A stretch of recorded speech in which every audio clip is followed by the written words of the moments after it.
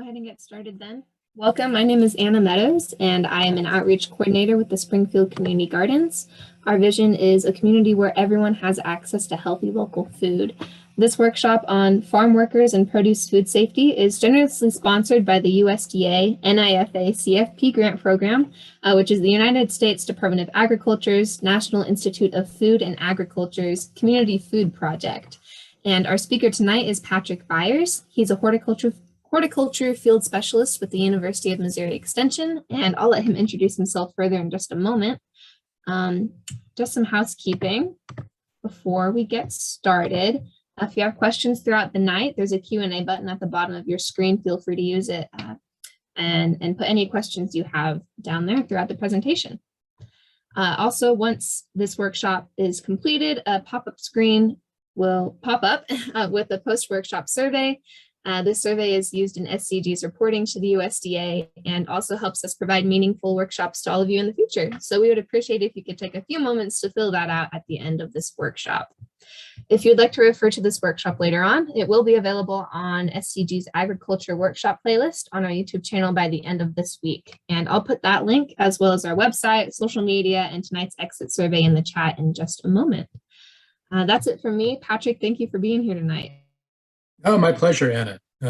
It is great to be here this evening. And the subject, of course, is workers and produce food safety. And we'll be covering a range of different topics related to people who work on the farm and how the impact of food safety is so related to a commitment on the part of everyone on the farm, not just the managers, but anyone who is on the farm. And we'll be spending time going through some of the material that is included in the Food Safety Modernization Act Produce Safety Rule Training, and we'll be expanding upon some of that as well. Again, as Anna mentioned, if there are any questions, please enter them in the Q&A, and we will tackle them as we go through the material this evening. So let's go ahead and get started.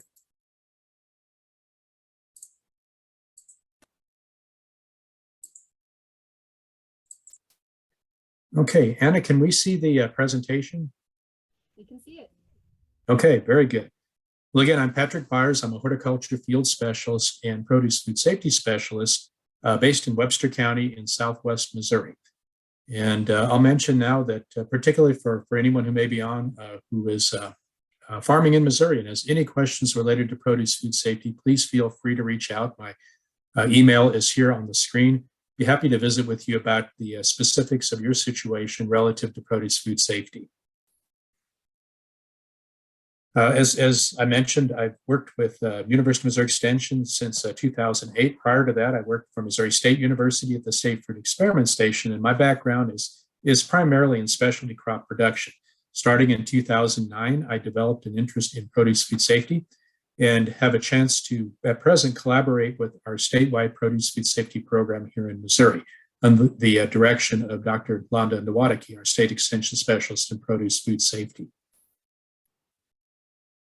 This presentation, this workshop series, is a collaboration between Springfield Community Gardens, and Springfield Community Gardens is a grassroots organization that has a county-wide, in fact, a region-wide vision of a community where everyone has access to healthy local foods. Springfield Community Gardens has a very innovative farmer incubator program. And for those who are considering farming as a vocation, please reach out and join into our efforts with Springfield Community Gardens to develop our farming community. I already mentioned that an important partner in our outreach efforts, the USDA. To learn more about the programs that are in place to support farmers of all scale, check out the farmers.gov resources website or visit your local farm services agency. Every county in Missouri has an FSA office, and housed within those offices are organizations such as the Natural Resources Conservation Service and the Risk Management Agency. And all of these USDA agencies have programs in place that are of assistance to specialty crop farmers, again, of all scale. And then a partner for our presentation this evening is the Missouri-Kansas Produce Food Safety Program. And I already mentioned Dr. Londa Nowatiki, who oversees both Missouri and Kansas. Here are the produce food safety websites. There's a wealth of resources available at these websites, so check them out. And as I mentioned at the beginning, if you're interested in an individual consultation and you're from Missouri, please reach out to me and I'd be happy to visit with you about produce food safety. Okay, our outline for tonight. We'll first talk about why produce food safety is of interest in the microorganisms that cause issues related to foodborne illness. And then we'll get into the majority of our material in our time together tonight, and that's on farm workers and risk management. Because when we talk about produce food safety, what we're talking about in reality is risk management and developing strategies to address the risks that are inherent in producing fresh fruits and vegetables. And then we'll finish up with some thoughts on effective training programs for those folks who work on the farm. So it's a valid question. Why is food safety important? Well, each year, the Centers for Disease Control estimate that 1 in 6 people will get sick from a foodborne illness, from something that they ate. And if we look at the overall numbers, that's 48 million sick people, 128,000 hospitalizations, and regrettably, 3,000 deaths. And the reality is, of course, that foodborne illness is highly underreported. The symptoms of foodborne illness closely resemble other diseases, other infections. And unfortunately, again, these numbers are underreported. So the reality is that it's probably greater than 1 in 6 people.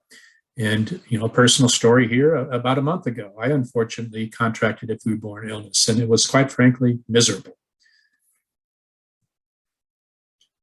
Now, what are the produce items that have been implicated in foodborne illnesses? Well, looking at this pie chart, we can see that 2 groups of produce, sprouts and leafy greens, account for the majority of foodborne illness. And this is based upon FDA-linked outbreaks that were reported between 1996 and 2014. And then if we look at another 3 produce items, which include melons, tomatoes, and berries, another quarter roughly of foodborne illnesses are traced to those produce items. But there's a host of other produce items that have been implicated in foodborne illness. And there's also a sizable percentage, about 5%, where the actual cause was never really traced back. So again, a range of different produce items have been implicated in foodborne illness outbreaks. Now, where is this contamination coming from? Well, it comes from a range of sources, certainly from the soil, from water, from buildings, equipment, and tools, and animals, but from the purposes of our workshop this evening, humans. Humans certainly impact produce food safety. So why? How do humans spread contamination? Well, it's because we handle fruits and vegetables. Our production practices, the handling of fruits and vegetables is a necessary part of production practices. And if the handling of produce is done by people where there might be issues with improper health or hygiene practices, we can certainly see contamination spread through this means. What could this look like? Well, lack of adequate training and hand washing practices, and perhaps a lack of or inadequate toilet facilities. The other important thing to consider is illness or injury. So farm workers who are working with produce while they're ill, or working with produce after an accident that results in the loss of blood, can be a source of contamination. So again, the primary issues here when we look at humans and the spread of foodborne illness, it's related to improper health and hygiene practices and illness or injury. So again, just to reiterate, workers are a food safety concern because, first of all, we carry human pathogens, Shigella, hepatitis A, norovirus, and others. Secondly, not only do we carry pathogens, but we can spread human pathogens, certainly as we work with produce with our hands, and then also, again, largely as a result of improper hygiene, the fecal-oral route. And the third thing to be concerned about is that we require training to reduce risk. In fact, training is critically important in developing a risk reduction program for the farm. At the very top of training is something as simple as hand washing, but also understanding how to handle illnesses and injuries. So what are some of the common routes of contamination as they relate to people? Well, certainly feces. That fecal-oral route of contamination has been implicated in many, many foodborne illness outbreaks. Cross-contamination with clothing, particularly in situations where farmers may be working with animals and then with produce. Your hands that are not clean. Illnesses and injuries, as we mentioned. Tools and equipment. Cross-contaminated tools and equipment can spread contamination. And then a very important thing to consider is footwear. And obviously what is on our feet is going to contact whatever we step on or step in. And then we can easily move contamination from an area, for example, in that upper picture where there's chickens, into an area where we're handling produce without even realizing it. Okay, now let's talk about what actually makes people sick, the pathogens. And if we look at the top 5 pathogens that contribute to domestically acquired foodborne illnesses, some of these are directly related to fresh produce, others it's less likely. But norovirus, salmonella, clostridium, campylobacter, and staphylococcus, these are related to the vast majority. And of course, norovirus is right up there at the top. But the reality is 31 pathogens are known to cause foodborne illness. Now, again, as I mentioned, not all of these are serious risk issues with fresh produce, but many of them are. Now, of course, foodborne illness isn't that big of a deal. Well, again, as a person who just suffered through a foodborne illness, I will tell you that this is a myth.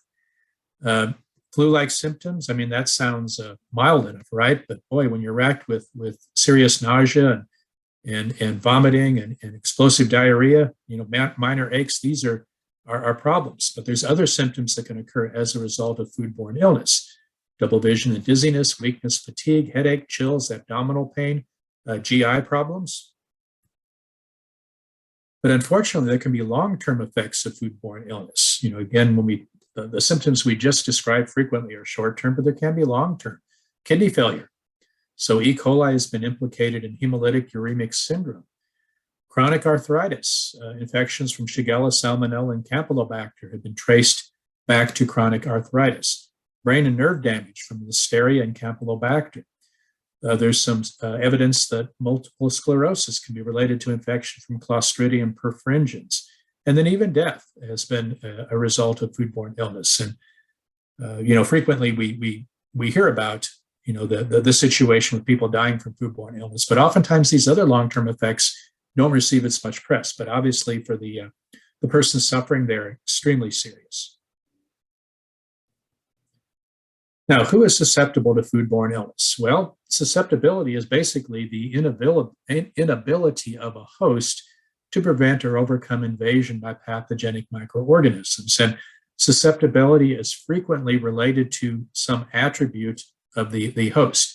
Frequently, people who are immunocompromised, that have a weakened immune system, are vulnerable to foodborne illness. So such factors as advanced age, a health condition such as AIDS or cancer, pregnancy, nutritional status, medication use, chemotherapy, for example, can leave people extremely vulnerable to foodborne illnesses. So, there are some factors that can contribute to susceptibility. Now, the microorganisms of concern, again, many of these are pathogens that can be carried within humans and spread by human activity. Among bacteria, Salmonella, E. coli, Shigella, Listeria, monocytogenes, viruses, norovirus, and hepatitis A. And then there's a range of parasites, Giardia, Cryptosporidium, and Cyclospora, that have been implicated in foodborne illness. So these are the organisms of primary concern.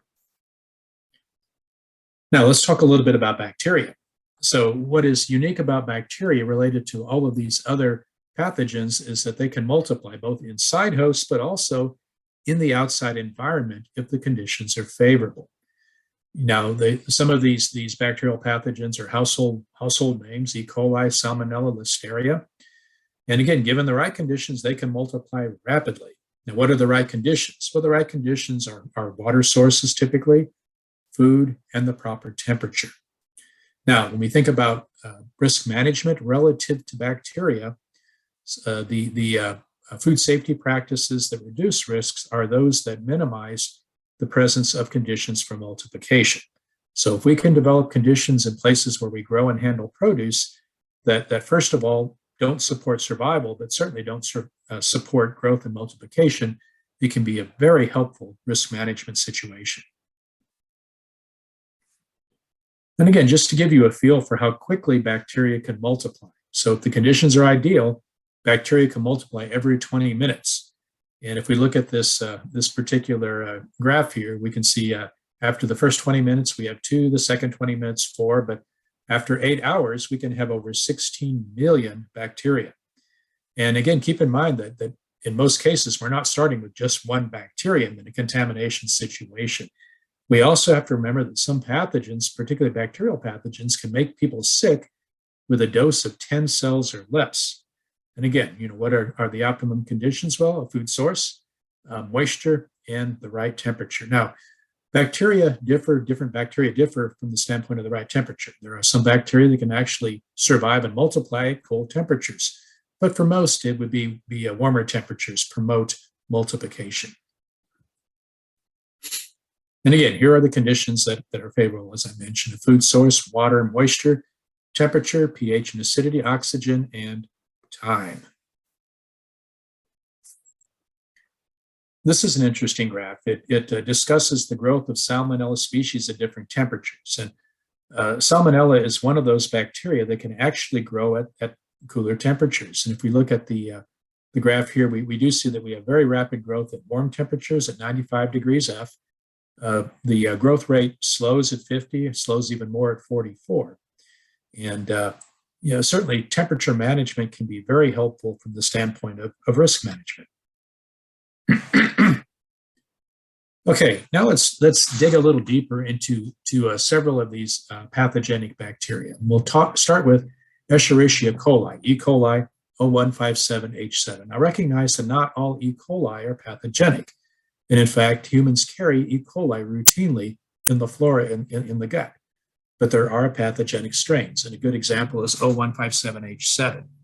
As far as the symptoms, severe cramping, diarrhea, the diarrhea can become bloody. And again, as I mentioned earlier, the hemolytic uremic syndrome can be a problem, particularly if a victim is immunocompromised. Typical infection period is 2 to 12 days, and then the actual expression of symptoms may last over 8 days. It's found not only in humans, but it can also be carried in many types of animals. As far as transmission, it's commonly transmitted on food surfaces such as produce surfaces or in water. And cross-contamination is a very real risk with E. coli. It's destroyed by mild heat. It does survive in low-acid foods, and it can grow at temperatures greater than 45 degrees F. So again, as far as control, obviously cooking is a very potent control, but from the standpoint of fresh produce, preventing cross-contamination is very helpful, as is proper refrigeration. Listeria monocytogenes, again in sufferers have fever and nausea, vomiting, coma, and even death. Abortion is also possible in pregnant women. The onset, a few days to several weeks, and the duration can be for several weeks. Again, found in animal hosts and also found in the environment. Transmitted primarily by consumption of contaminated vegetables, although it has been implicated in dairy products, ready-to-eat meals, and seafood. Destroyed by heat. It grows at refrigerated temperatures. This is, again, a bacteria that does grow under cool conditions. It's also salt tolerant, and it grows at a fairly low pH. So pH is a 4.6 and above. Managing Listeria, proper heat treatment, low pH in foods, proper temperature control. There are Listeria inhibitors. And again, attention to cross-contamination and recontamination. Campylobacter, the symptoms of Campylobacter infection: abdominal pain, fever, diarrhea, and the diarrhea is profuse and sometimes bloody. And again, it's been implicated in Guillain-Barré syndrome, which again is a very serious health problem. Fairly short onset, 2 days, and the expression of symptoms typically lasts up to 7 days. Guillain-Barré syndrome can occur 1 to 3 weeks after infection. Where does it come from? Well, the intestinal tracts of warm-blooded animals, including humans. Most common sources from the standpoint of contamination would be raw milk and poultry. It's transmitted from direct contact with animals or through contaminated water, milk, or poultry. Cross-contamination, of course, is a risk as well with Campylobacter. It's very sensitive to heat and drying. And as far as management, contaminated water can be cleaned up through chlorination. Pasteurization of milk is important. Cooking of meat. From the standpoint of produce, preventing cross-contamination is very important. And then desiccation by air chilling can be helpful as well. So during storage, if conditions are right, you can actually reduce Campylobacter populations through air chilling. Clostridium botulinum, not a serious issue with fresh produce, but a serious issue in other settings. It's a very serious issue, and the rate of death is quite high from poisoning from Clostridium botulinum toxin. Fairly quick onset, and the duration can be for months, depending on the severity. Where does it come from? Soil, marine sediment, intestinal tracts of animals. It's assumed to be in all foods. The transmission, the spores generally germinate in food that is usually previously cooked, and then once the spores germinate and the organism becomes active, it produces the toxin, which causes the illness. It's an anaerobe. It's heat resistant, and low temperature growth is a possibility as well. pH minimum 4.6, and average water minimum is 0.92. So as far as managing Clostridium botulinum, it's very important to destroy the spores in at-risk foods. So those would be foods that are not at low pH and other foods. And again, this is primarily an anaerobic situation that happens with canned and otherwise preserved foods. So retort to destroy spores is very important. Maintaining low pH is helpful, and maintaining low water content is helpful as well, and proper cooling. Clostridium perfringens. Symptoms of this particular infection: abdominal pain, diarrhea, and nausea. Fairly quick onset, and duration is fairly short. Where is this bacteria found? Again, soil, intestinal tracts of animals, common in vegetables and dehydrated foods. So the spores germinate in mishandled cooked foods.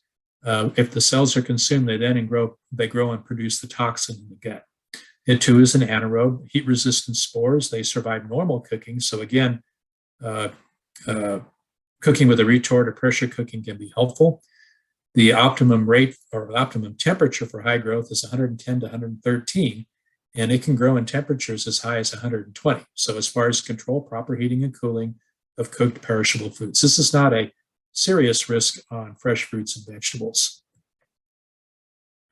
Salmonella, unfortunately, is. And a range of symptoms: headache, abdominal pain, mild fever, diarrhea, nausea, and diarrhea in there twice, because it's definitely one of the marked symptoms of Salmonella infection. Arthritic symptoms can occur 1 to 3 weeks later. Fairly quick onset and a fairly short duration, at least for the milder symptoms. It's found in the intestinal tract of humans and animals. And how is it transmitted? Well, it's transmitted by ingesting the organism in contaminated foods. So again, raw fruits and vegetables, cross-contaminated cooked products. Fairly low infective dose, 100 to 1,000 cells. It's destroyed by mild heat. It grows at temperatures between 41 and 116, and it survives in frozen or dried state. Managing it, of course, is related to preventing contamination, proper cooking, low pH, and proper hygiene by food handlers. Staphylococcus aureus. Well, this is definitely a rogues gallery of things that can make you sick. Again, not a serious issue on fresh fruits and vegetables, but a serious issue if you contract the infection: severe nausea, cramps, and vomiting. Fairly quick onset. The duration of symptoms is fairly short. It's found in a number of environmental areas: in air, dust, sewage, water, milk, food, equipment, animals, and humans. Can be found in skin, hair, nose, throat, open sores, boils, and saliva. So again, a range of places that it can originate. Grows in contaminated food and produces the toxin. The toxin is what actually makes you ill. The organism is destroyed by mild heat, but the toxin is heat stable. And so again, proper hygiene is critically important with Staphylococcus aureus. And as far as prepared foods, proper hot and cold holding, and excluding workers who have boils or sores that might be a source of infection. Vibrio. So again, common symptoms: diarrhea, abdominal cramps, nausea, headache, rarely fever, fairly quick onset, not about a 3-day duration. it comes primarily from marine sources and seafood. And again, not a serious issue from the standpoint of fresh produce, but there can be cross-contamination issues if fresh produce comes into contact with seafood that is raw or underprocessed. Okay, Anna, at this point, do we have any questions related to bacteria? We do not. Okay, very good. Well, let's turn our attention to viruses. And so viruses are small particles that multiply only in a host. Now, unlike bacteria, they do not multiply in the environment or on food. Now, contamination in most cases of virus infection is virus foodborne illness is through the fecal oral route. So again, a person who is practicing poor hygiene or a person who is ill handling food. They can also be spread through contaminated water. Now, in most cases, it just takes a few virus particles to make someone ill. While viruses can't multiply in the environment, they are very stable in the environment. And as is the case with all foodborne illness, but particularly with viruses, prevention is the key to management. And there's really only a few limited options for sanitizers that will destroy viruses on surfaces or tools or elsewhere in the environment. Probably the most implicated virus from the standpoint of foodborne illness in humans is hepatitis A. And the symptoms of infection, fever, malaise, nausea, abdominal discomfort, followed by jaundice. And in serious infections, loss of liver function can occur. It can be a long period before symptoms develop, 15 to 50 days after infection. And it can be roughly 7 days from the onset of symptoms to the development of jaundice. And what's unfortunate is the viruses can be shed 10 to 15 days before symptoms even appear. So again, this is a tricky one. You can have people working with produce who are infected with hepatitis A that can then shed the virus before they're even aware of the infection. It's found in the intestinal tract of humans, and the transmission is primarily human to human or through the fecal oral route or through contaminated water or contaminated food, including produce. It's heat sensitive, it's resistant to acids, freezing, and drying, and there are a number of oxidizing agents that will inactivate hepatitis A. So, from the standpoint of control, hygiene is critical. Exclusion of ill food handlers, heat treatment, vaccination, and approved shellfish harvest areas. Norovirus, we saw earlier how the high percentage of foodborne illnesses that are caused by norovirus. Norovirus infection, the symptoms include acute onset vomiting, watery diarrhea, cramps, and occasionally fever and headache. Fairly quick onset and a fairly short duration. But again, we can have people infected with norovirus who shed the virus for several days after symptoms. So again, not only are we concerned about infections where pathogens are shed before, but also shed after the cessation of symptoms. Is found in the intestinal tract of humans. Transmission, again, primarily human-human, fecal-oral. It can also be found on contaminated surfaces. And in situations where there's vomiting associated with it, can be aerosolized in vomit particles. It's heat sensitive, and again, a low infective dose, 100 particles, can cause an infection. Control, employee hygiene, worker hygiene. Good hand washing is absolutely critical to norovirus management. Heat treatment and exclusion of ill food handlers. Okay, Anna, do we have any questions related to viruses? We do not. Okay. The final group of pathogens that cause human foodborne illnesses are parasites, and these are protozoa or intestinal worms. And like viruses, they can really only multiply in a host, animal or a human. They are most commonly transmitted by water.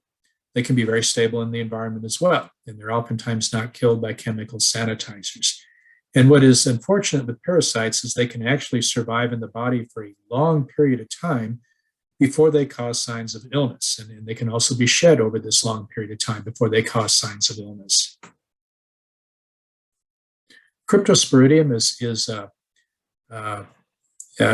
probably the pathogen or the parasite that has been most implicated in foodborne illnesses. And again, the symptoms, severe watery diarrhea, nausea, cramps, and low-grade fever. Onset 1 to 2 days, and the duration 2 days to 2 weeks. Again, there are situations where people have carried cryptosporidium for long periods of time without the development of symptoms.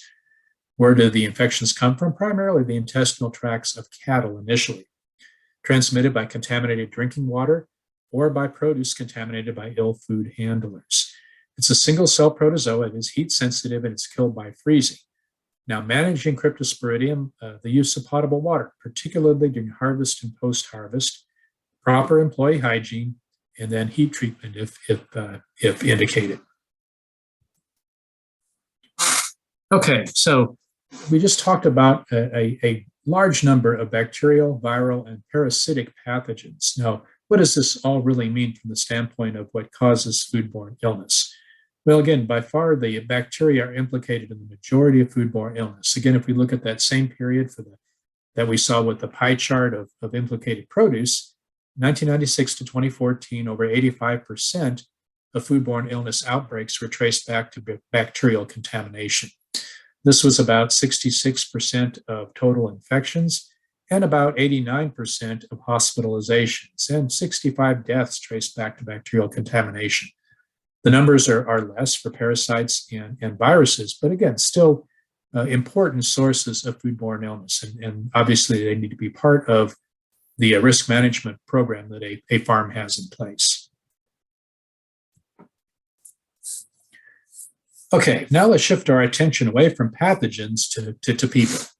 And let's talk about what goes on the farm and how what we do on the farm can help with the management of the risk associated with foodborne illness. It's a good place to start for farms to have what are called farm policies. And farm policies basically are the rules of the farm. And interwoven among these rules should be a consideration of foodborne illness risks. And having an on-farm food safety plan is an important part of a farm policy. And then things as basic as clothing policies and hygiene and cleanliness, these are all, while they impact other aspects of the farm operation, they definitely have a positive impact on foodborne illness risk management.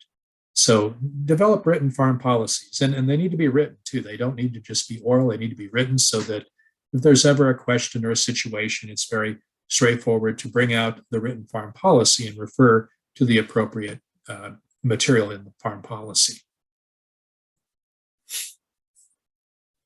Now, when we think about people working on the farm, both the workers and the supervisors need to be qualified for what they're doing. And this just makes sense. I mean, obviously, having people who understand the realities of farming is important to the success of any farm.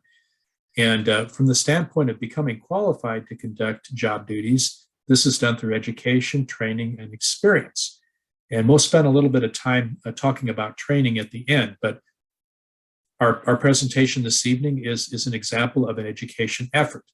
It's a good educational effort for certainly the supervisor of a farm, but perhaps even the other people working on the farm to attend the Food Safety Modernization Act Produce Safety Alliance training.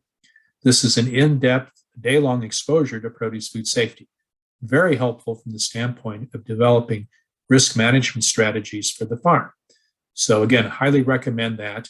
And then ongoing education, such as this evening's workshop, to help reinforce what was learned initially in the course of the Produce Safety Alliance training. And then, of course, experience is important as well.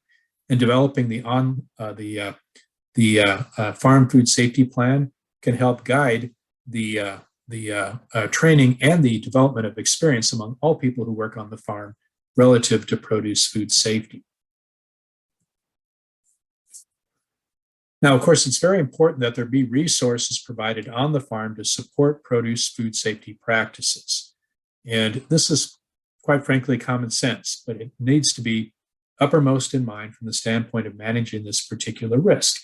Adequate toilet facilities, adequate toilet paper, soap for hand washing, clean water for hand washing, single-use paper towels for drying hands, a container to catch contaminated wastewater, a garbage can for those single-use paper towels, a first aid kit to treat injuries in a timely fashion to reduce or eliminate the risk of contamination, and then dedicated break areas so people can relax and do activities such as eating that would carry some risk of contamination of produce if done in produce production or handling areas.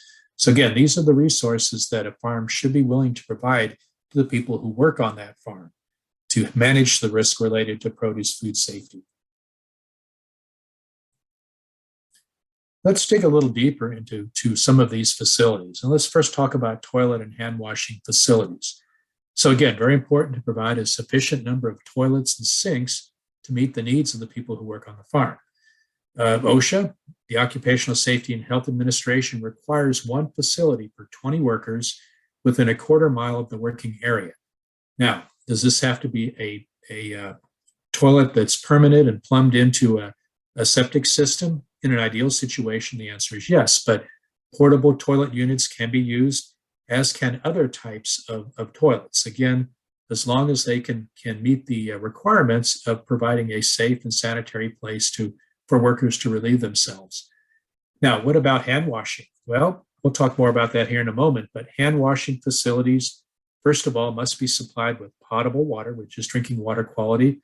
They must be supplied with soap or detergent for washing hands. They must be supplied with single-use paper towels or some other means to dry the hands that avoid cross-contamination. And there must be a way to handle the wastewater and to handle the waste paper towels, i.e. A septic system, some sort of sanitary handling of the wastewater, and a trash can. Now, both the toilet and the hand washing facilities must be well stocked. I've been on farms where I've peeked inside the portable toilet units and quite frankly been disgusted.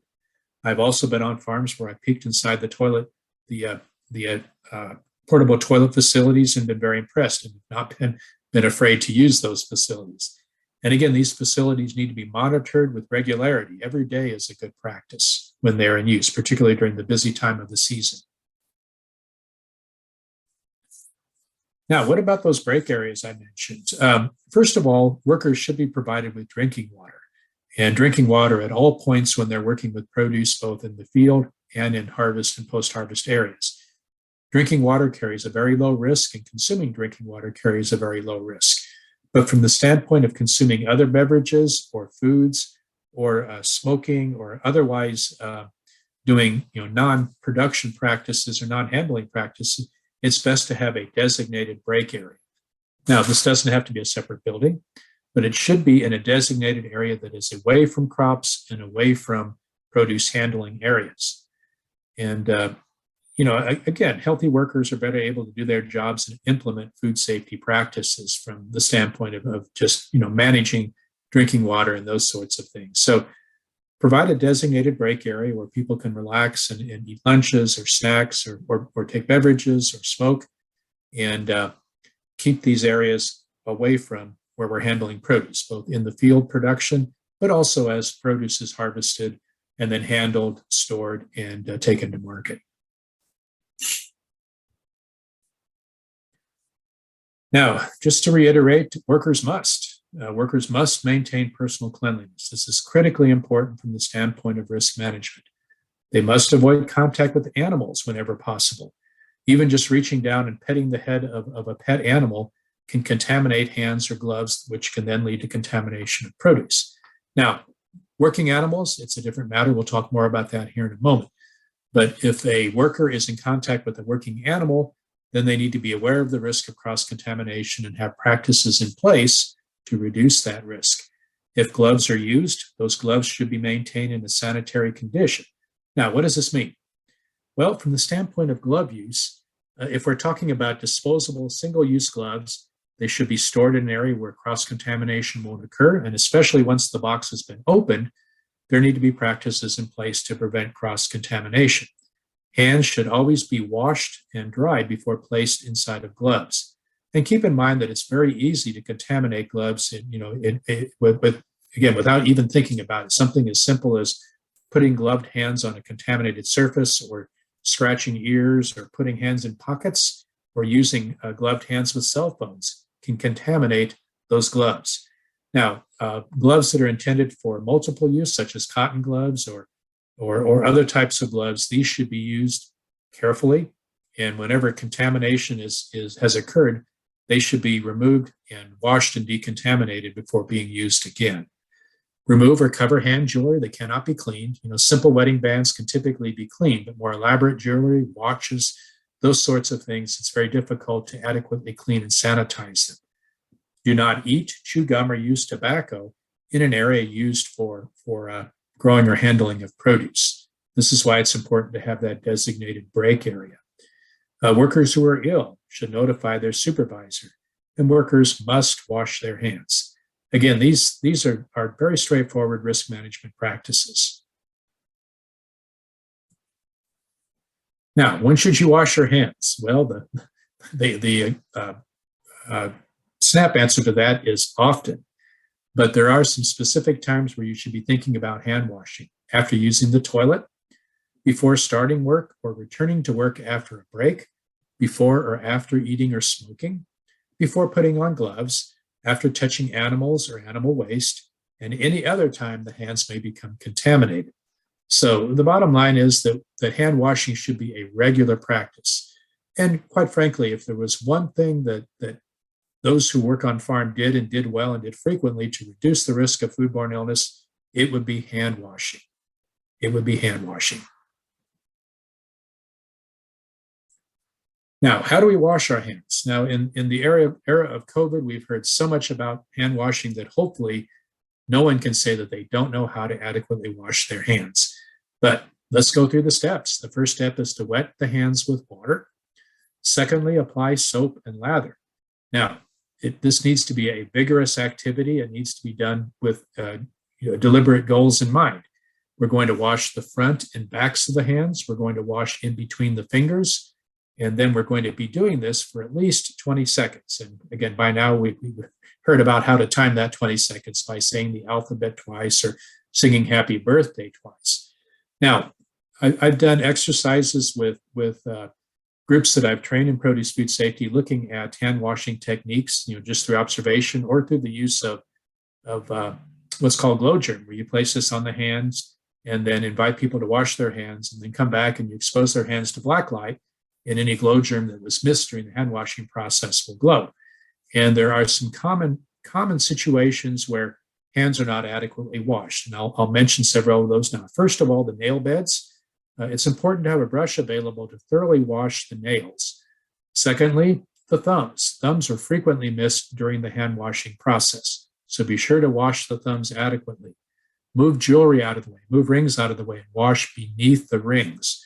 Wash up into the wrists and be sure to catch the back of the hand.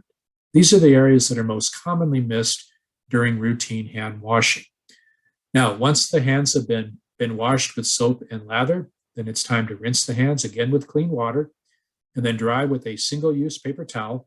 Turn the faucet off with that used towel and then throw the paper towel in the trash can. Now, again, this is very straightforward, but we need to be thinking about the process as we're washing our hands. And the other point that must be made is that particularly those in management positions on farm must set a good example. They must teach by example. And particularly when it comes to washing your hands, workers are going to be watching, especially if you've gone through a training program with workers. They're going to be watching you for a good example. And then the final point to be made is antibacterial hand sanitizers cannot replace hand washing. Exhaustive research has demonstrated that hands must be washed first before antibacterial hand sanitizers can be effective. So don't count on hand sanitizers alone to maintain your hands in a clean and sanitary condition. Proper use of toilets. Okay, so urination and defecation should never take place in the field, should never take place in areas near production areas, should never take place outside buildings, should never take place, quite frankly, anywhere than in a toilet, okay? So again, all urination and defecation should be done in a toilet. Toilet paper should be deposited into the toilet, not in a garbage can or on the floor. Now, this might sound a bit unusual, but there are farm workers who have come to the United States from other countries. And in other countries, there are situations with inadequate sanitary facilities where sewage systems, et cetera, cannot handle paper. And in those situations, toilet paper is commonly deposited in a garbage can or on the floor. But from the standpoint of produce feed safety, this is never a good practice. And in the United States, it's a requirement that toilet paper be deposited into the toilet. And then again, very important to wash hands after using the toilet. Okay, Anna, do we have any questions at this point about hand washing or toilet use? Yes, I had a question actually about the hand sanitizer. Because I was under the impression that if you had that hand sanitizer, it's 99.9% helpful. So could you talk a little bit more about washing your hands and then using hand sanitizer? Sure. So unwashed hands typically have layers of contamination on them. And these layers could be related to plant saps. They could be related to soil and substances in the soil. They could be related to animal saliva, to all kinds of things. And these layers actually shelter bacteria on your hands. And when we wash our hands with soap and clean water and vigorous action, we are dislodging those layers. We are actually exposing any bacteria that remain on the hands to the sanitizer that is then used later on. Using a sanitizer alone, particularly if hands are visibly soiled, is much, much less effective. Again, important to wash hands first and then use a sanitizer. I remember a farmer and a trainer saying, well, we wash hands to remove what we can see, and then we use sanitizers to catch anything that was left behind. And that's a good way to think about it. Okay, very good. Thank you for the clarification. Yes. Any other questions? No, not right now. Okay. Now let's turn our attention to worker clothing. And as I mentioned earlier on, typically farms will have policies in place relative to worker clothing. But from the standpoint of produce food safety, farmers should wear clean clothes daily, okay? Should arrive at work or moving out into the fields or into the pack house in clean clothing. What's particularly important is footwear cleanliness, okay? Critically important. Again, your footwear, it's so easy to contaminate the soles or even the entire shoe on the foot or even a barefoot.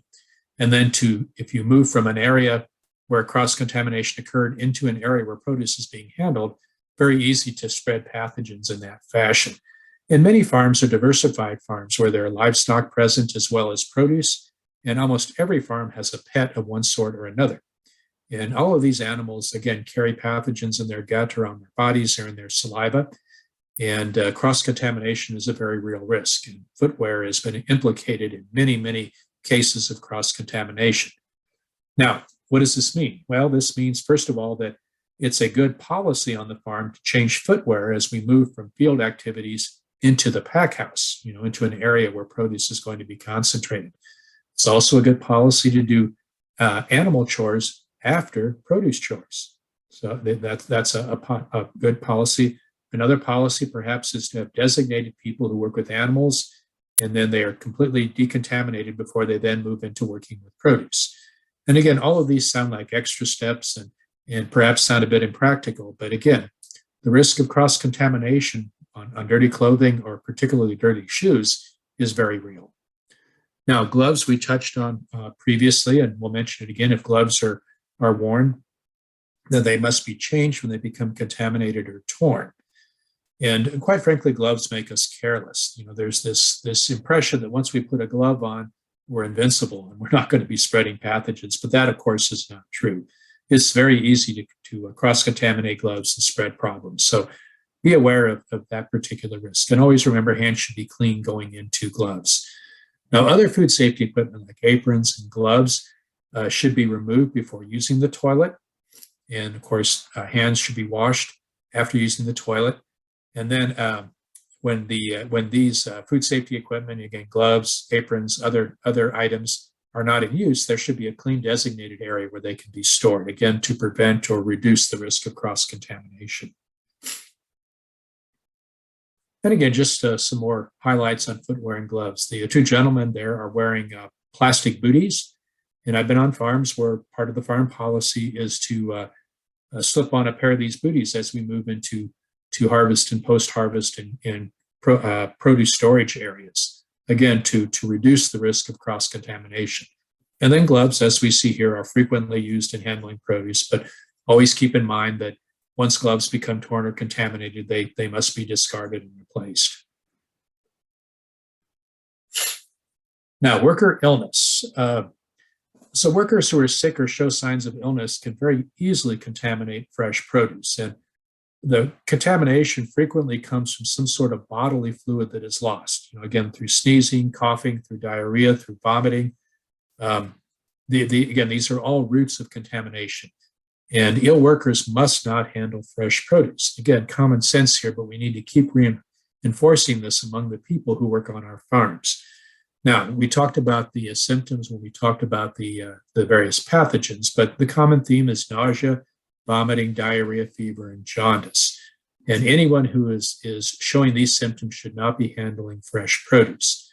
Now, I've had the question, what constitutes a fever? Well, a fever it's kind of common sense, but frequently people can have fever in the absence of these other symptoms. And is fever alone a strong enough indicator of illness to preclude handling fresh produce? The answer is yes.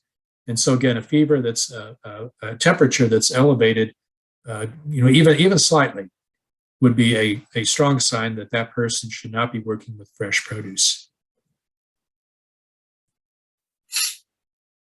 Now let's turn our attention to worker injuries. And again, worker injuries certainly can pose food safety risks. Blood or other bodily fluids that are lost can carry contamination.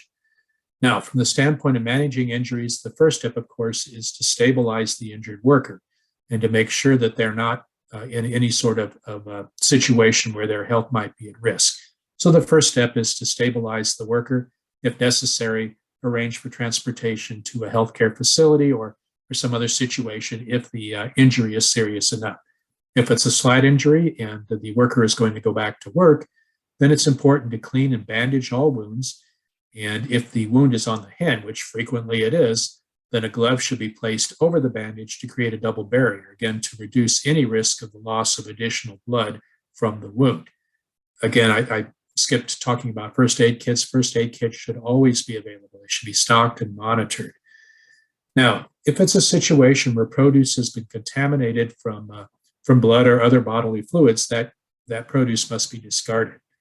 And then if there's surfaces or tools or anything else that came into contact with bodily fluids, these should be cleaned and sanitized. And then, of course, the injury should be reported to the supervisor or to someone in authority so that, first of all, that person can make sure that the injured person is stable, and then the proper practices are in place to reduce the risk of contamination moving ahead. Now, monitoring. We talked about sort of the ideal situation, but how do we know that things are actually happening? Well, it's through monitoring. And monitoring basically is a way to ensure that everyone on the farm is following food safety practices and farm policies every day.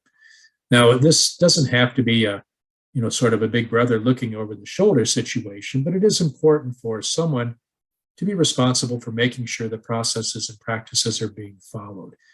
This person should also have responsibility for checking facilities such as toilet facilities and hand washing facilities to make sure that they're available, clean, and well stocked. And this should be done every day. Now, it can be, again, supervisors who are trained to observe employee behavior. And again, it doesn't have to be intrusive. It can be someone who's appointed to check facilities each day. And then, of course, monitoring logs. That record keeping is the evidence that these monitoring processes are in place and actually took place. And why are monitoring logs important? Well, that becomes the part of the permanent record of the farm. And if there's ever a question about practices, then the farmer can refer back to those logs, to those records. And then, of course, there need to be corrective actions, a plan for corrective action. So if workers are not following food safety policies, then we need to figure out some way to change that. And perhaps it's through developing a reward system to encourage positive practices. But there may be a situation where we have to implement some sort of negative situation for poor practices, a deterrent of some sort. Another situation where we might need corrective actions relative to people is if there's problems with facilities, if they're not cleaned, if they're not restocked, or they're broken. And if you're renting a facility from a third party, then you need to reach out and contact those folks right away and get them out to take care of the issue. or it might be necessary to retrain those people who are responsible, those people on farm, workers or others who are responsible for maintaining these facilities. And of course, there could be situations where there might be problems with the facilities, the function of the facilities, leaking, for example, into the field or the packing house. And if we look at this picture here, we see a portable toilet unit that is on its side. And obviously, corrective actions need to be taken here. And sometimes these are short-term corrective actions, sometimes long-term corrective actions. So looking at this picture, the obvious short-term corrective action is to set the toilet unit back up, clean up any spills, and decontaminate the area around the unit. A longer-term corrective action might be to place some anchors around the unit to hold it in place so that it doesn't tip over again. Okay, Anna, do we have any questions at this point? We do not. Okay, let's talk a little bit about a few related activities in the farm that impact people and also impact produce food safety. And we'll start with soil amendments. And particularly when we're talking about manure or manure-based soil amendments that have not gone through a suitable composting process to reduce the microbial load, we need to think about these as being prime sources of contamination. They need to be handled properly. And for example, it's important to designate equipment and tools for handling amendments such as manures.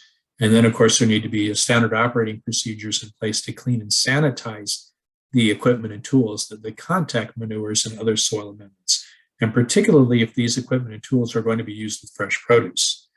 And then, whenever possible, it's a good practice to direct foot traffic and equipment traffic, too, around areas where we're storing manures or soil amendments or processing areas to reduce the risk of cross-contamination. As I mentioned before, shoes, particularly the soles of shoes, can be a very effective means of cross-contamination.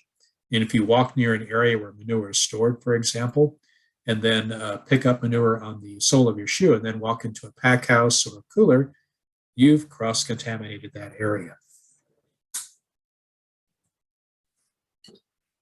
Domesticated animals on the farm. Now, we talked about the very real role that animals play in carrying the pathogens that cause foodborne illness. We want to always keep this in mind when we think about domesticated animals.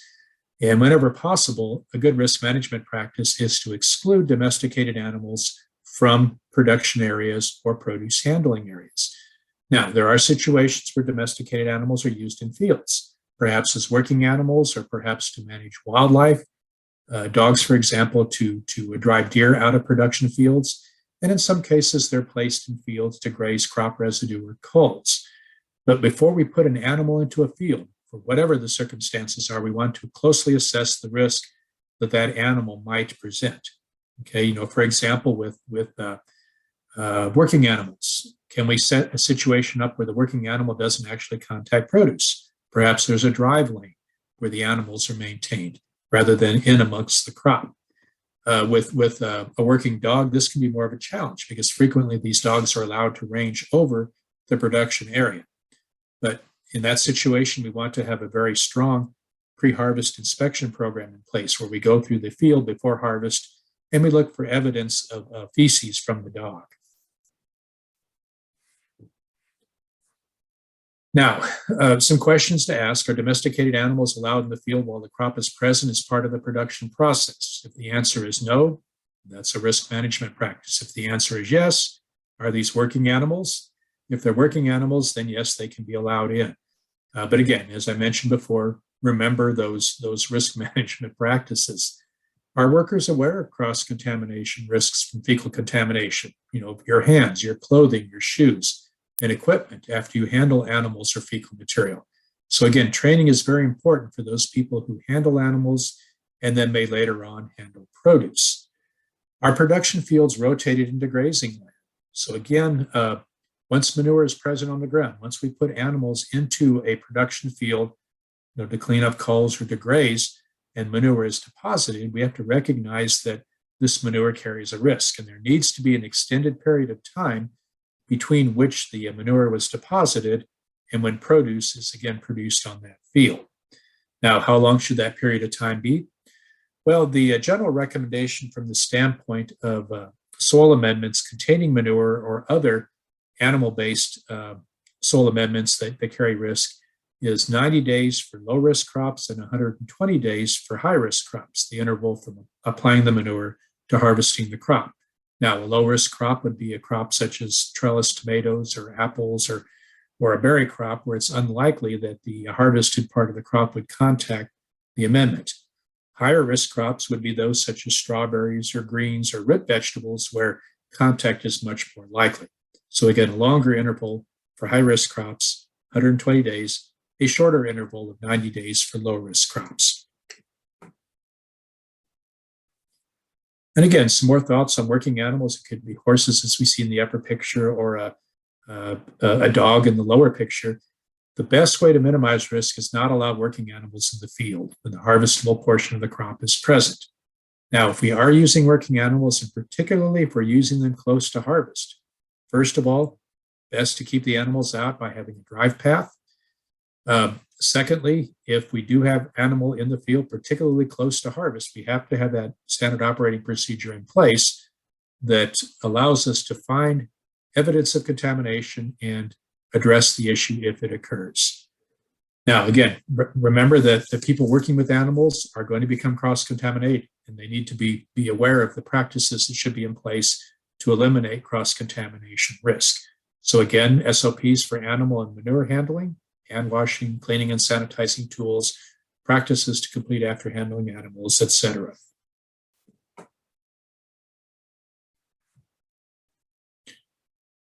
Now, pets, this is a tricky one. Okay, I've been on so many farms where I see pets that have free run over the farm, including in produce fields. A good risk management practice is to exclude pets from produce fields. Now, when it's the farmer's pet, obviously they have responsibility for that animal. Visitors to the farm, visitors should be instructed to leave their pets at home or in the car, okay? Now, we do have situations, of course, farms that have petting zoos. And in this case, we have essentially pets that people on the farm are coming into close contact or even personal contact with. In these settings, petting zoo settings, there should be hand washing sinks available and signage that instruct visitors of the food safety policies of the farm. In other words, wash hands thoroughly before heading out to a pick your own berry farm, for example, that also has a petting zoo. Okay, do we have any questions at this point, Anna, before we move into training? We do not. Okay, so this is the final part of our workshop this evening, and that, we've talked about the pathogens that cause problems. We've talked about some of the aspects of farm work, and how it relates to produce food safety. Now, again, let's drill down even deeper to farm workers and talk about ways that farm managers and others can effectively train workers to identify and reduce risks. And we'll start with this discussion at harvest, but we'll get into more of a general discussion of training here in a moment. Okay, so when we talk about harvest, everyone who is involved in harvest, those people who are in the field, those people who are in the pack house, those people who are taking produce to market, everyone needs to have an eye to produce food safety, because this is a time where a small problem can very quickly become a large problem. So some of the things to think about, to looking for animal activity in produce fields, the presence of fecal matter, damaged crops, animal tracks, very close eye out for any produce that is visibly contaminated with feces. This cannot be routed into the fresh market. Never harvest drop produce. So if produce items are dropped from any distance onto the soil or onto a surface, they're considered to be drop produce, and it should not be harvested. And then there should be a frequent inspection of harvest and packing containers to make sure that they're clean before produce is placed in them. Now, some other things to think about. Very important to keep things clean during harvest and post-harvest handling. As I mentioned, this is a time where produce is concentrated into a small area, and what would be in the field a small situation of contamination can very quickly spread and become a much more serious situation. So everything that might touch or impact produce should be should be carefully considered. This might be picking containers, packing containers, equipment that fruits or vegetables might be run down for grading or sorting, the hands of workers, the clothing of workers, post-harvest water, coolers and storage areas, and transport vehicles. So all of these areas, all of these food contact surfaces, if you will, must be kept clean. Okay, again, just to reiterate, workers must never harvest produce that is contaminated with feces. They must never harvest or distribute dropped produce. And again, we talked about health and hygiene earlier, and we'll just mention it again because it's particularly important during harvest and post-harvest. So clean clothing and footwear. There should be policies in place relative to gloves, hairnets, particularly for people with long hair, and then jewelry policies. And again, those designated break areas, restrooms, and hand washing stations.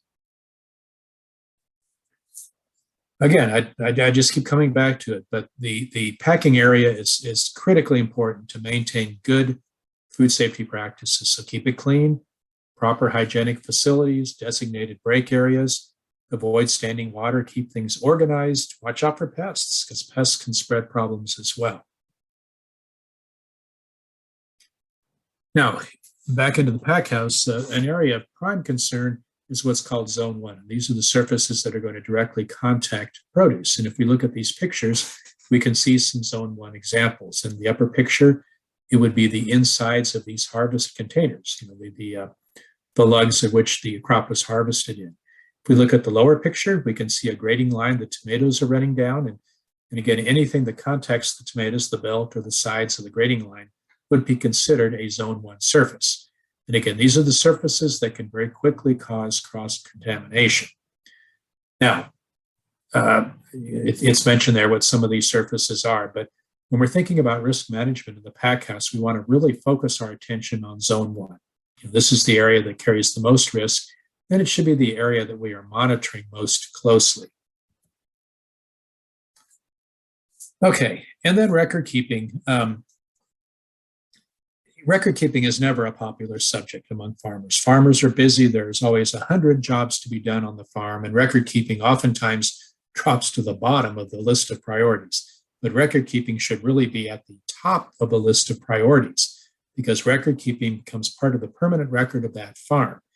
Very important to understand from the standpoint of produce food safety, and it becomes your example of due diligence if there's ever a problem traced back to your farm. But some of the things that are documented in records are worker training programs, monitoring and restocking of toilets and hand washing facilities, illness and injury reporting, restocking of first aid kits. Record keeping extends to lots of different aspects of farming. But from the standpoint of the people on the farm, these are the important topics that should be documented in records. Now, when should farm workers be trained in produce food safety? So, they should be trained in produce food safety as soon as they are hired or join the farm team. This includes volunteers as well as people who are paid to work on the farm, and then annually thereafter. And it's very important to have periodic refreshers to reinforce safe practices on the farm. But as you bring new people onto the farm, they should be trained immediately upon joining the farm team. Now, why is it important to train farm workers? Well, again, contamination is a very real risk from the standpoint of contact with humans. And we know that this is an issue. And workers really need to be using these safe practices that we're trained on every day to reduce produce safety risks. This needs to be utmost in mind as we're working with produce, both in producing crops and harvesting crops, handling crops and marketing crops. And food safety practices are learned. It's not something that you can just be exposed to once. They're learned. So training is key. And in fact, ongoing training is key to successful implementation. Now, there can be some challenges with produce food safety training. As an example, as I mentioned before, a farm is a busy place. There's always something going on that needs to be dealt with. But training needs to be at the very top of the list of priorities. And so, again, we need to make sure there's time for training. There can be language issues, particularly if people working on the farm English is not their first language, so that can be a challenge as well. Literacy level. Some of the folks working on farms may have higher levels of literacy than others. Mid-season training is particularly challenging because that's when things are busy, right? It's pretty straightforward to sit down at the very beginning of the season and go through a training session, but if people are brought on mid-season, they too need to be trained. There can be variation in the understanding of hygiene practices among workers, and there can actually be misconceptions or misperceptions relative to produce food safety. So again, all of these can be challenges, but they're not insurmountable. They can all be addressed in an effective training program. Some basic principles of adult learning. How do adults learn? And why is it important to understand this? Well, in most cases, we're training adults when we train farm workers in produce food safety. So again, adults need to understand why food safety practices are important and needed. So again, why is this important? Well, here's how you get that across. The training should be relevant to their jobs and daily tasks. There should be very clear expectations, and practices should be detailed that reduce risks. And how do we get this information across? Well, we do it through a variety of methods. Practical examples are good, hands-on exercises, personal experiences. All of these are important. And then giving the trainees an opportunity to practice skills is very important. Something as basic as everyone having a chance to wash their hands, and for the team then to critique each other's hand washing practices can be very helpful. And again, with adults learn through interactive and visual learning opportunities. That's the way that adults learn. And this needs to be provided as the backbone of a produce food safety training. Communication is important too, particularly when we look at the ongoing implementation of food safety risk management practices. So again, good communication supports food safety by improving risk identification and reduction. What should trained workers know? Well, first of all, they need to know how to identify food safety risks. If they do find a risk, how they can reduce that risk, who they should tell if they see a food safety risk that they cannot themselves minimize or eliminate. And the bottom line is they need to know that their concerns will be taken seriously. If they go to the trouble to identify and report a risk, it needs to be treated as such by the person in authority, the manager, whoever it might be. Now, everyone needs training, all the way from managers down to anyone else that works on the farm. It needs to be a company-wide task. It needs to be a farm-wide task. Everyone who is working with produce has to have a food safety mentality. This certainly includes the paid members of the team, but it also includes volunteers, it includes interns, it includes anyone who is going to be contacting produce on that farm. Everyone needs to know how to identify and reduce food safety risks, and particularly in the areas that they are responsible for, but they should still have an eye out for other food safety risks in other areas. And as I've said before, and I'll say again, it's very important for those in authority to set good examples and to show good intent and to follow company policies. What about visitors? What about people who come to the farm in a tour or some other setting? Well, it's still important that visitors be trained. And this can be something as basic as the grower or the host sharing the farm's food safety policies with visitors. There needs to be access to toilet and hand washing facilities for visitors. Some of the key information that visitors should understand: there may be areas where they're not allowed to visit. They need to understand that they should not be coming to the farm when they're ill. They need to understand how to wash their hands, and they need to be told to keep their pets at home. So 4 basic things to think about with visitors. Stay in the areas where you're invited to. Don't go into other areas. Don't come if you're ill. Wash your hands and leave your pets at home. So again, a training program should include principles of food hygiene and food safety. It should include information on how to recognize the symptoms of foodborne illness and why personal hygiene is important for everyone, both personnel and visitors. And there may be other training that is relevant to the particulars of a person's job. This is particularly the case in harvest and post-harvest jobs. Some other thoughts on training programs: they must be appropriate for the job. They should be conducted upon hiring. There should be refresher training throughout the season, but particularly when a problem arises. It should be easily understood. It should be supervised by a qualified person, and there should be a process to document who underwent the training. So a sign-in sheet that is initialed by the trainer. Now, how do we reinforce food safety training? Well, signs and reminders are helpful. Those hand washing signs that we see in restaurant bathrooms are there for a reason. Put those signs where they'll be most effective. Pictures are often better than words, and use appropriate language. Conducting reviews and refresher training sessions is very helpful as well. And again, periodically during the season, but particularly when a problem arises. And kind of mix it up, use different approaches, use different examples, use different hands-on trainings to keep the information relevant and interesting.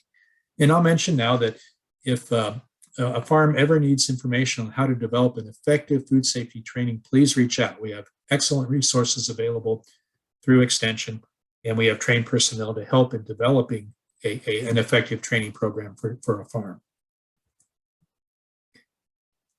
Okay, well, that's a lot of material. That's a lot of material. And again, we can recognize that the people who work on the farm are critically, it's so important that they have a collective produce food safety mentality. Everyone who touches produce on a farm has a role to play. So in summary, worker health and hygiene is critical to food safety because workers can introduce food safety risks. We carry them in our bodies, and we can be very quickly cross-contaminated. Everyone should be trained, but particularly those who handle produce must be trained. Visitors need to know the policies too. The training should emphasize health and hygiene, those practices that reduce risks, and a written training program should be developed, implemented, and documented. So again, that kind of summarizes all the information that we discussed tonight. I want to thank you for joining us. And Anna, at this point, do we have any questions? We do. We have a question. It says, how has farm food safety been impacted because of the pandemic? Are there any additional concerns producers should be keeping in mind because of COVID? Well, first of all, it should be stated that I don't believe there have been any cases of COVID that have been traced back to someone consuming produce that had the virus on it. The surfaces of produce, it's a very poor surface for survivability of COVID. And COVID is primarily transmitted person to person through respiratory situations, aerosolized, droplets and those sorts of things. So produce is not a strong vector of COVID, but I will say that the heightened awareness of sanitation has been helpful from the standpoint of produce food safety as well. And if nothing else, hopefully a heightened awareness of how to effectively wash hands will come out of the COVID situation. And that will bear us well in many, many infectious diseases. And so from that standpoint, there have been some positives that have come out of the pandemic. But in general, the pandemic has not, it's still too soon to say whether or not the pandemic has had a direct effect on the number or severity of foodborne illnesses. This isn't a question, but it sounds like that's an example of maybe not a foodborne illness, but a different illness, and people handling food should still stay home in those situations, even if it's not connected with the food itself. If you're sick, don't process food. Exactly. And many farms have a policy in place that goes beyond, the handling produce. If you're sick, please stay home. We don't want fellow workers to become ill, because of some situation transmitted from people to people. And that's kind of in addition to the risk that there would be of something being deposited on produce and then causing an illness. So yeah, I think in general, it's a good practice to if you're ill, just stay home, rest, and get well before coming back to the farm. And I'll mention a common situation that I see time and again on farms, particularly small-scale farms, is that there's only one person who has management responsibilities. There's not too deep leadership, or there's not a backup plan, and that, quite frankly, is a risky situation because first of all, the temptation is there to drag yourself to work, even if you're sick, because someone's got to take care of what needs to be done, right? No, the much better approach is to have a backup plan in place and have trained people that can take over your responsibilities if you're ill, until you've recovered, and then you can come back and resume your responsibilities. And again, that's another good example of modeling good behavior. And if workers see a supervisor who is obviously ill but still at work working with produce, that reflects very poorly on that, as I mentioned, that produce food safety mentality of that farm. This is also just a question I have. Do you have any specific recommendations for handling produce at market? I mean, that's a place where you're in contact with the public and a lot of people all at once. Do you have any suggestions in those situations? Well, some general situations are, whenever possible, prevent customers from handling produce before purchase.